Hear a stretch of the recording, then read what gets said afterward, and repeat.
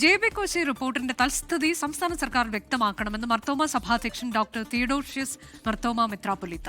നിയമസഭാ തെരഞ്ഞെടുപ്പിൽ യഥാർത്ഥ ജനകീയ വിഷയങ്ങൾ ചർച്ച ചെയ്യപ്പെടണമെന്നും മർത്തോമ സഭാധ്യക്ഷൻ പറഞ്ഞു. 131ാമത് മാരാമൺ കൺവെൻഷൻ ഉദ്ഘാടനം ചെയ്യുകയായിരുന്നു ഡോക്ടർ തിയഡോഷ്യസ് മെത്രാപ്പൊലീത്ത.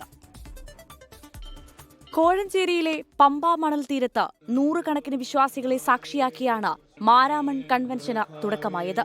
കോഴഞ്ചേരിയിലെ പമ്പാ മണൽ തീരത്തിനി ഒരാഴ്ചക്കാലം വചന പ്രഘോഷണത്തിന്റെ ദിനരാത്രങ്ങളാണ്.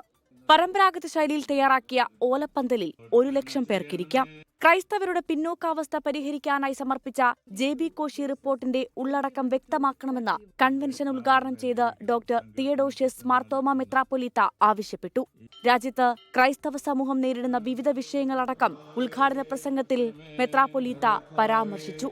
2023 സമർപ്പിച്ച റിപ്പോർട്ടിലെ ശുപാർശകൾ ഇനിയെങ്കിലും പുറത്തുവിടുവാനും നടപ്പിലാക്കുവാനും ബന്ധപ്പെട്ടതായ ആളുകൾ ഇച്ഛാശക്തി കാട്ടണം.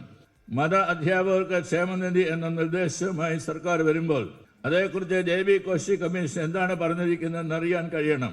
നിസ്വാർത്ഥ സേവനം ചെയ്യുന്ന സഭാ സംവിധാനത്തിലേക്ക് രാഷ്ട്രീയ ഇടപെടലുകൾക്കുള്ള മറ്റൊരു പിൻവാതിൽ ആയിട്ട് അത് തീരരുത്. മന്ത്രിമാരായ വീണ ജോർജും സജി ചെറിയാനും അടക്കമുള്ള ജനപ്രതിനിധികളും ചടങ്ങിൽ പങ്കെടുത്തു. സഭയിലെ മെത്രാപ്പൊലീത്തമാർക്ക് പുറമെ അമേരിക്കയിൽ നിന്നും ദക്ഷിണാഫ്രിക്കയിൽ നിന്നുമുള്ള വൈദികരുമുണ്ട്. 24 പത്തനംതിട്ട. ലോകത്തെവിടെയായാലും ഏത് സമയത്തും 24 വാർത്തകളും ഓഗ്മെന്റഡ് റിയാലിറ്റി പാക്കേജുകളും എക്സ്പ്ലെയിനറുകളും വിശദമായി കാണാൻ ഞങ്ങളുടെ യൂട്യൂബ് ചാനൽ നിങ്ങൾക്ക് സബ്സ്ക്രൈബ് ചെയ്യാം.